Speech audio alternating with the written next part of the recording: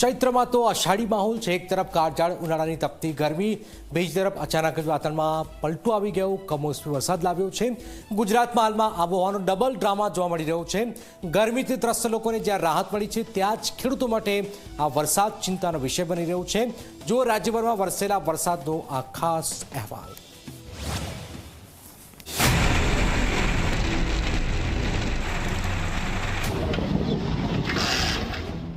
સૌરાષ્ટ્રના લગભગ તમામ જિલ્લાઓમાં કમોસમી વરસાદ વરસ્યો છે।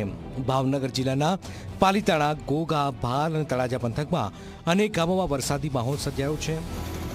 વરસાદના કારણે વાતાવરણમાં ઠંડક પ્રસરી છે, પરંતુ ખેતરોમાં ઊભા પાકને નુકસાન થવાની ભીતિ પણ સેવાઈ રહી છે। આ તરફ પોરબંદરમાં સતત બીજા દિવસે પણ માવઠાનો માર યથાવત રહ્યો છે। શહેરની શેરીઓ અને ગામડાઓની ગલીઓ પાણીથી છલકાઈ ગઈ છે।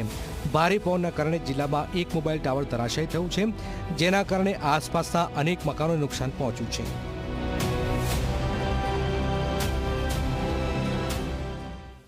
પોરબંદર સહિત સૌરાષ્ટ્રના અનેક જિલ્લાઓની અંદર માવઠાનો માર સહન કરવાનો વારો આવ્યો છે ખેડૂતોને। ત્યારે પોરબંદર જિલ્લાની જો વાત કરવામાં આવે તો પોરબંદરમાં ગઈકાલે એટલે કે ગુરુવારે બપોરના સમયે જે કમોસમી વરસાદ છે તે વરસ્યો હતો।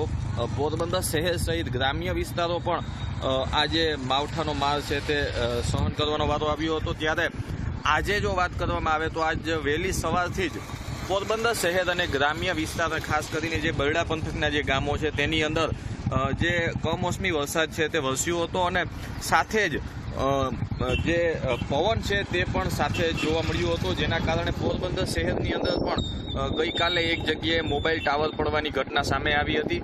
ત્યારે હજુ પણ આગામી 48 કલાક માટે થઈ અને આ જે કમોસમી વરસાદ છે તે વરસી શકે તેવી હવામાન વિભાગ દ્વારા આગાહી આપવામાં આવી છે।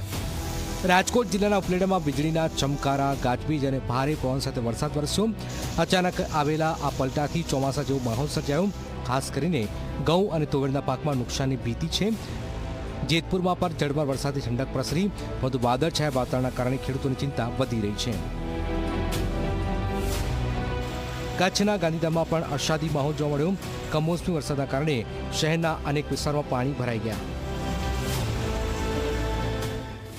પાટણમાં સવારે ધૂળની ડમરીઓ ઉડી અને બપોર બાદ વરસાદ તૂટી પડ્યો। અચાનક બદલાયેલા વાતાવરણના કારણે લોકોને રાહત તો મળી છે, પરંતુ ખેતી પર તેની અસર લઈને ચિંતા વધી રહી છે। તો હવામાન વિભાગે આગાહી કરી છે કે રાજ્યમાં હજુ પણ કમોસમી વરસાદ પડી શકે છે। બે સિસ્ટમ સક્રિય થતાં જ કચ્છ, દ્વારકા, જામનગર, પોરબંદર, મોરબી, ગીર સોમનાથ, રાજકોટ, સુરેન્દ્રનગર, દીવ, બનાસકાંઠા, પાટણ, સાબરકાંઠા, મહેસાણા, અરવલ્લી जिला વરસાદની શક્યતાઓ છે। उम्मीद कर सकते हैं कि सौराष्ट्र कच्छ में और गुजरात रीजन में isolated rain, light to moderate rain और साथ में thunderstorm with 30 to 40 kilometre per hours की हवा के साथ उम्मीद कर सकते हैं। इसके साथ ही एक WD और आ रहा है पश्चिमी विक्षोभ 7 तारीख से 7 अप्रैल से, उसका भी हल्का सा प्रभाव लग रहा है कि नॉर्थ गुजरात रीजन पे और कच्छ में रहेगा। उसकी वजह से हम 7 अप्रैल को भी आइसोलेटेड लाइट रेन दे रहे हैं नॉर्थ गुजरात के लिए और कच्छ के लिए। આ તરફ હવામાન નિષ્ણાત અંબાલાલ પટેલે પણ અનેક વિસ્તારોમાં વરસાદની આગાહી કરી છે। તેમના જણાવ્યા અનુસાર જામનગર, પોરબંદર, જૂનાગઢ, ગીર સોમનાથ, કચ્છ, પંચમહાલ, વડોદરા અને ઉત્તર ગુજરાતમાં વરસાદ પડી શકે છે। સાથે જ પવનની ગતિ 40 થી 50 કિલોમીટર પ્રતિ કલાક સુધી પહોંચી શકે છે।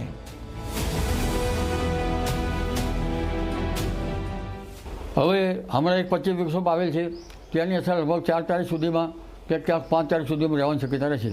પશ્ચિમ સૌરાષ્ટ્રના ભાગોમાં પ્રી મોન્સૂન એક્ટિવનો વરસાદ થવાની શક્યતા રહેશે। જામનગરના ભાગો અને લગભગ પોરબંદર, દ્વારકાના કોઈ ભિન્ન ભિન્ન ભાગોમાં પ્રી મોન્સૂન એક્ટિવનો વરસાદ થવાની શક્યતા રહેશે। આ ઉપરાંત લગભગ અડધો વર્ષ સૌરાષ્ટ્રના જુદા જુદા જિલ્લામાં પ્રી મોન્સૂન એક્ટિવનો વરસાદ થવાની શક્યતા રહેશે। દક્ષિણ સૌરાષ્ટ્ર, મધ્ય સૌરાષ્ટ્ર, ગીરના ભાગો, ઉત્તર સૌરાષ્ટ્ર, રાજકોટ અને કચ્છના કેટલાક ભાગોમાં પણ હવામાનમાં પડતો આવી શકે અને ક્યાંક ક્યાંક પ્રી મોન્સૂન એક્ટિવિટીનો વરસાદ થવાની શક્યતા છે।